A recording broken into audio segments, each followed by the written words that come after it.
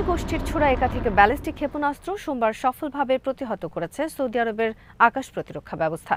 Saudi নেতৃত্বাধীন সামরিক জোট যা আন্তর্জাতিকভাবে স্বীকৃত ইয়েমেন সরকারের পক্ষে অভিযান পরিচালনা করছে এ তথ্য নিশ্চিত করেছে।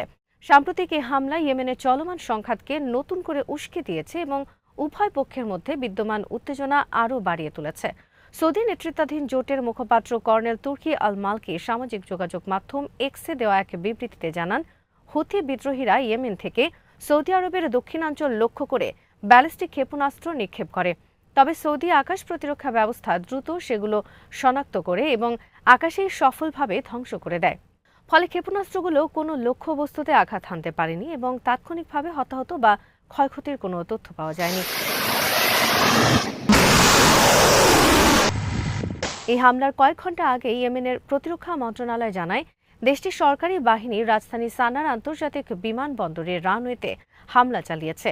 সরকারের দাবি, হুথিরা সরকারি বিমান চলাচলে বাধা দিয়ে ইয়েমেনি যাত্রীবাহী ফ্লাইট অবতরণ করতে দেয়নি।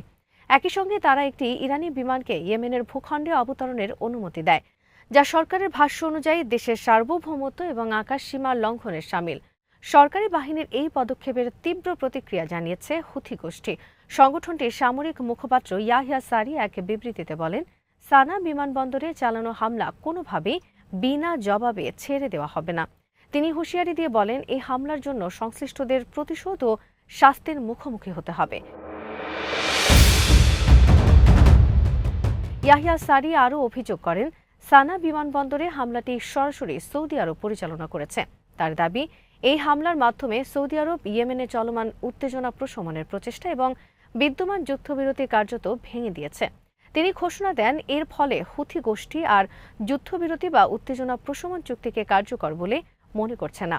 তবে হুথিদের এই অভিযোগের বিষয়ে সৌদি কর্তৃপক্ষের পক্ষ থেকে তাৎক্ষণিকভাবে কোনো আনুষ্ঠানিক প্রতিক্রিয়া জানানো হয়নি। সৌদি আরব কেবল ক্ষেপণাস্ত্র প্রতিহত করার বিষয়টি নিশ্চিত করেছে এবং হামলার পেছনের অভিযোগ সম্পর্কে নীরব অবস্থান বজায় রেখেছে। বিশ্লেষকদের মতে, সাম্প্রতিক এই ঘটনা প্রবাহ ইয়েমেনের দীর্ঘদিন ধরে চলা সংঘাতকে আরও জটিল করে তুলতে পারে। বিশেষ করে যুদ্ধবিরতি ভেঙে যাওয়ার আশঙ্কা তৈরি হলে সীমান্ত জুড়ে নতুন করে সামরিক অভিযান, ক্ষেপণাস্ত্র হামলা এবং ড্রোন আক্রমণ বাড়তে পারে। এর ফলে শুধু ইয়েমেন নয়, সমগ্র উপসাগরীয় অঞ্চলের নিরাপত্তা পরিস্থিতিও আরও অনিশ্চিত হয়ে উঠতে পারে। ইয়েমেনে এক দশকের বেশি সময় ধরে চলা সংঘাতে হুথি বিদ্রোহী, আন্তর্জাতিকভাবে স্বীকৃত সরকার এবং সৌদি নেতৃত্বাধীন জোট পরস্পরের বিরুদ্ধে লড়াই করছে। বিভিন্ন সময় জাতিসংঘ ও আন্তর্জাতিক মধ্যস্থতায় যুদ্ধবিরতি ও শান্তি আলোচনার উদ্যোগ নেওয়া হলেও তা স্থায়ী সমাধানে পৌঁছাতে পারেনি।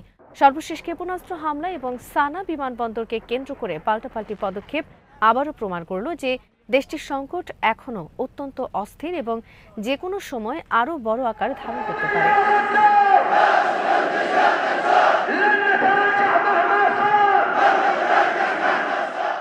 আজ এখানেই শেষ করছি। সমরাস্ত্র, প্রতিরক্ষা ও কূটনীতির নানা তথ্য জানতে চোখ রাখুন বিডিভিউজ ইনফোটেইনমেন্টে। চ্যানেলটি ভালো লাগলে সাবস্ক্রাইব করুন, সংযুক্ত থাকুন আমাদের ফেসবুক পেজে।